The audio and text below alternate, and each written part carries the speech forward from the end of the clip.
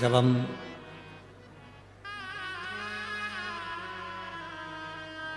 आज दोपहर में सुबह के टाइम यहाँ पर पहुंचे,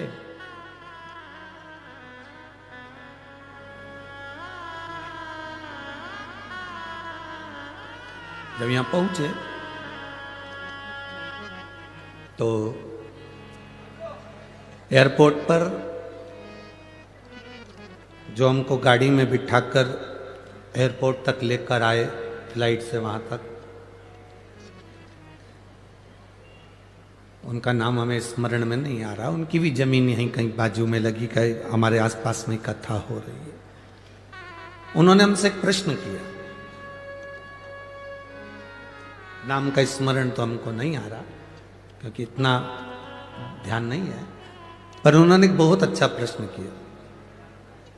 उन्होंने गाड़ी कर ली धीमे, धीरे धीरे चलाते चलाते पूछे, गुरुजी पहला तो नासिक में आपका स्वागत है, दूसरा हमारा ये प्रश्न है कि भगवान का भजन कैसे करें।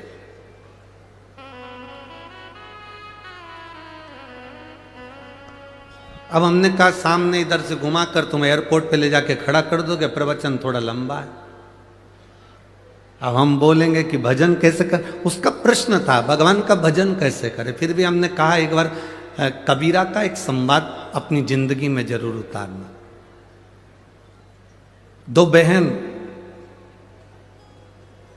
चक्की पर बैठकर गेहूं पीस रही थी, आटा बना रही थी।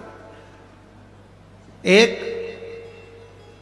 पीसती जाए, उसमें से गेहूं का दाना उठा के मुंह में डालती जाए।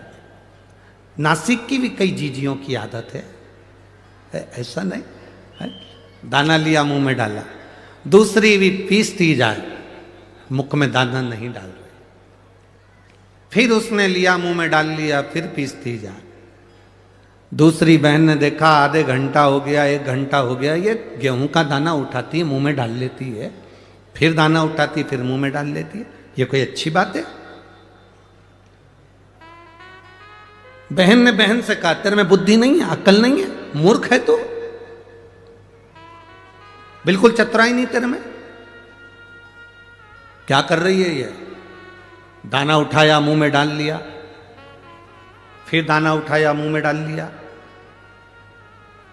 और मुझे देख एक दाना मुंह में नहीं डाला, चक्की चलाती जा रही, चलाती जा रही, चलाती जा रही, और वो दाना डालती जा रही, चलाती जा रही, डालती जा रही, चलाती जा रही।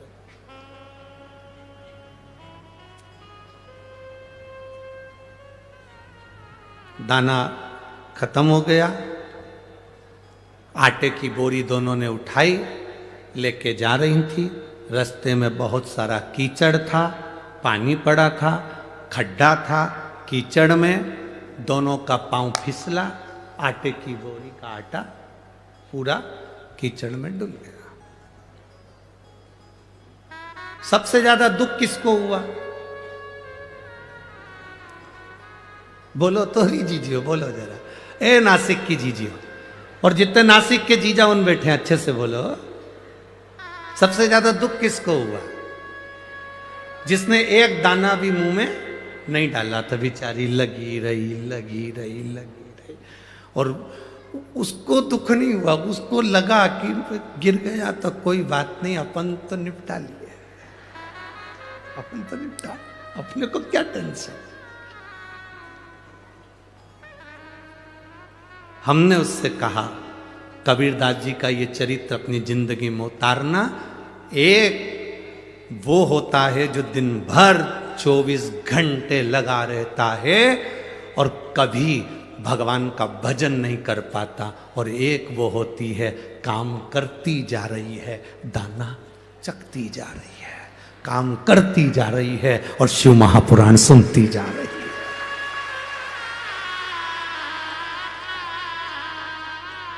बाद में आटा कीचड़ में चले जाता है, किसी काम का नहीं रहता।